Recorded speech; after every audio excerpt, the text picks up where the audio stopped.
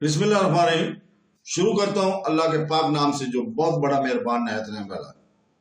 دوستوں، بہنوں، بھائیوں اور بزرگوں، تاریخ اسلام کی سلسلہ وار قسط نمبر 54 میں ہم عین جلوات کی جنگ کو بیان کر رہے ہیں۔ تو دوستوں، بہنوں، بھائیوں، جنگ بدر کے بعد پہلی بار ایک بار پھر ایسا ہوا کہ مسلم دنیا نیست و نبوت ہونے کے دہانے پر کھڑی تھی۔ جنگ بدر کے بعد جنگ عین جلوت میں ایک بار ویسی ہی صورتحال تھی 600 سال پہلے جس طرح کے اللہ کے رسول صلی اللہ علیہ وسلم نے بدر کے میدان میں فتح حاصل کی تھی، بالکل اسی طرح منگولوں، صلیبیوں اور آرمینی فوج کے متحدہ طاقت کو عین جلوت کے مقام پر مملوکوں نے شکست دی۔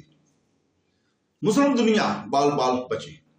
تاریخ بساقات تہذیبوں کو کچھ ہی وقفہ کے لیے دم لینے کی مہلت دیتی ہے، وہ کچھ وقفہ کے لیے السائی سی رہتی ہے، لیکن جب کروٹ لے کر اٹھتی ہے تو ایک بار پھر دنیا کو انقلاب سے دوچار کر دیتی ہے۔ بالکل اسی انداز سے مسلم دنیا بھی بچ گئی، وہ گہری نیند سے اٹھی اور ایک بار پھر دنیا پر اپنا جھنڈا لہرانے لگی۔ ہنگری اور پولینڈ کو شکست دینے کے بعد منگول جب وسط یورپ سے واپس ہونے لگے تو عیسائی طاقتوں پر یہ بات صاف واضح ہو گئی تھی کہ مغربی یورپ اب محفوظ ہے۔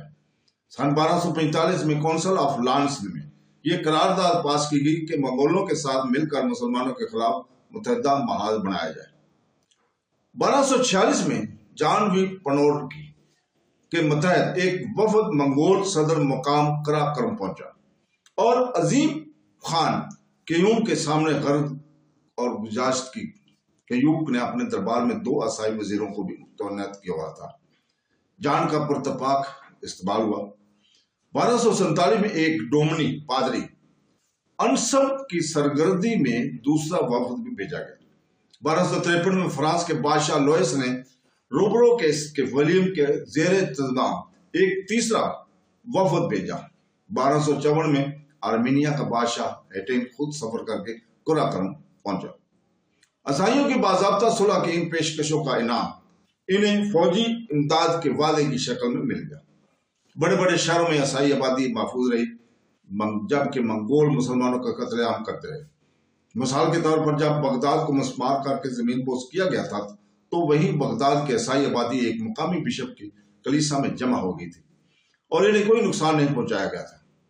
بغداد کے غارتگر ہلاکو خان کی کئی بیویاں تھیں، ان میں ایک ٹسوری عیسائی 2 کوس خاتون بھی تھی جو کہ اس بیووں کے سربراہ تھی۔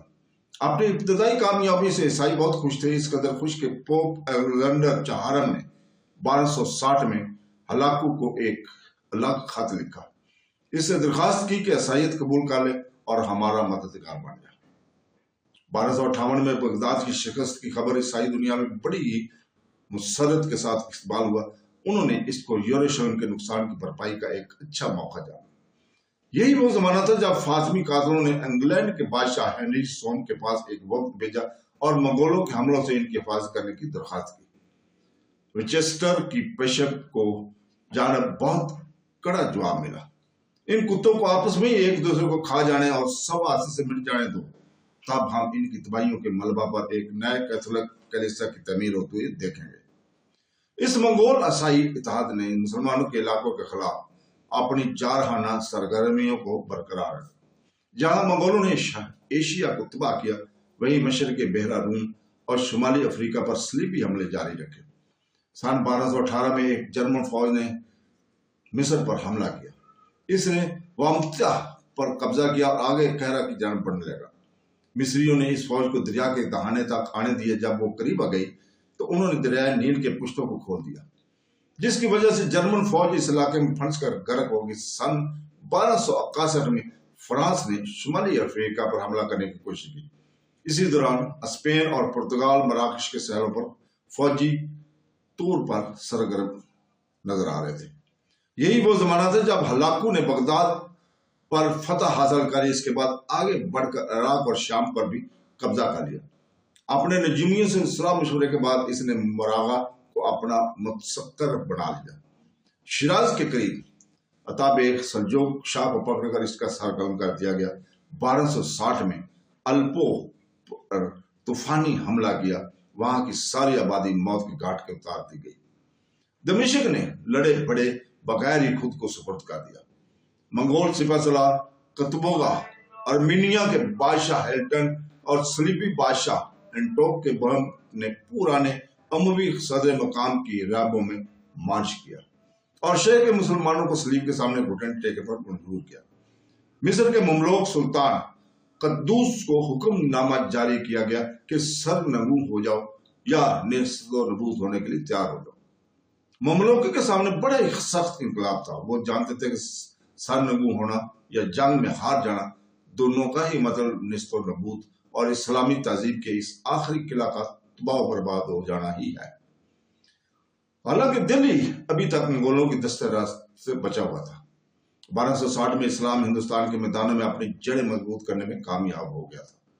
مملوک یہ بھی جانتے تھے کہ ان کے ہار جانے کا مطلب ہے یروشلم، مکہ، مدینہ پر بھی دشمنوں کا قبضہ ہو جانا۔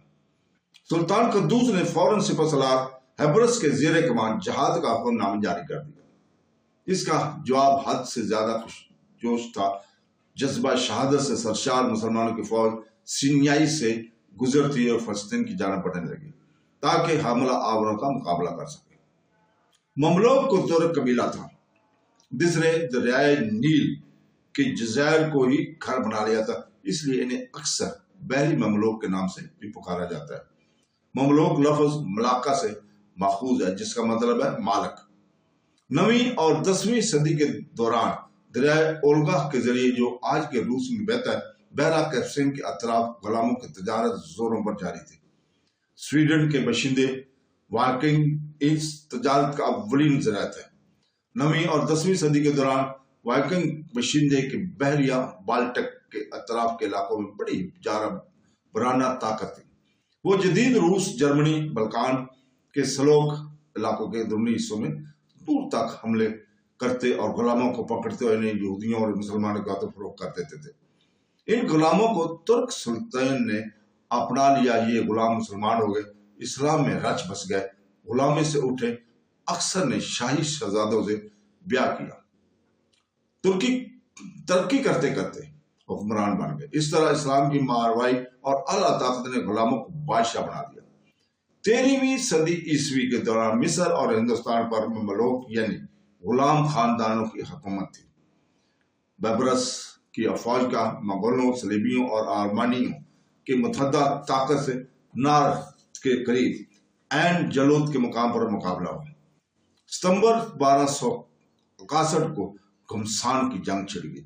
مملوکوں کے بائیں بازو نے حملہ آوروں پر زبردست حملہ کیا اور انہیں پیچھے دھکیل دیا، لیکن منگولوں نے دائیں بازو پر پلٹ کر حملہ کیا۔ مملوک 605 میں پڑ گئے۔ جنرل بیبرس نے فوراً میدان سنبھالا۔ اسلام کے دفاع کے لیے جنگی نعرے بلند ہونے لگے۔ مسلمانوں نے مجاہدین حملے کیے، دشمنوں کو شکست فاس ہوئی، قطبو قاتل ہو گیا۔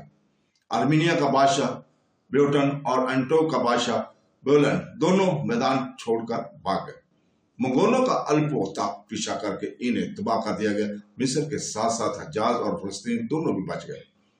منگولوں نے ایشیا اور یورپ کو جو تاریکیوں میں ڈبو رکھا تھا، تباہیوں کی ان اندھیروں کا سلسلہ اب ٹوٹ چکا تھا۔ عین جلوت یقیناً انسانی تاریخ کی ایک فیصلہ کن جنگ ہے۔ اس فیصلہ کن جنگ میں اس کی اہمیت کا موازنہ سن 765 کی جنگ تورس اور 1757 کی جنگ پلاسی سے کیا جا سکتا ہے۔ یہ جنگ یوروشیا میں منگولوں کی آخری پہنچ کا ایک نشان ہے۔ عین جلوت میں شکست کے ساتھ عیسائیت نے یروشلم کو پھر سے حاصل کرنے کی امید چھوڑ دی تھی۔ شام کی سرحد پر ان کی کچھ گرفت کی کوئی اہمیت باقی نہ رہ گئی۔ آرمینیا کسی پہاڑی سلسلہ میں اپنے ٹھکانہ کو واپس لوٹ گئے۔ اگر مملوکوں کو شکست ہو جاتی تو ان کا انجام بھی بغداد جیسا ہی ہونا تھا۔ ہلال احمر کی جگہ صلیب نے لے لیتا۔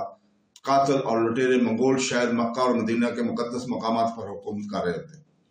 عین جلوت سے واپسی کے بعد بیبرس نے سلطان قدوس کو معزول کر دیا اور مقتول خلیفہ المعتصم کے ایک رشتہ دار کو قاہرہ آنے کی دعوت دی اور مصر میں پھر سے عباسی خلافت کو قائم کر دیا۔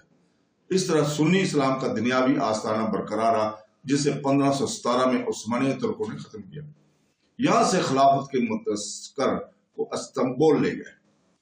تو دوستو ہم آپ سے اجازت چاہتے ہیں اس کے ساتھ ہی، اور کل ہم آپ کے سامنے اسی وقت پھر حاضر ہوں گے۔ اللہ حافظ۔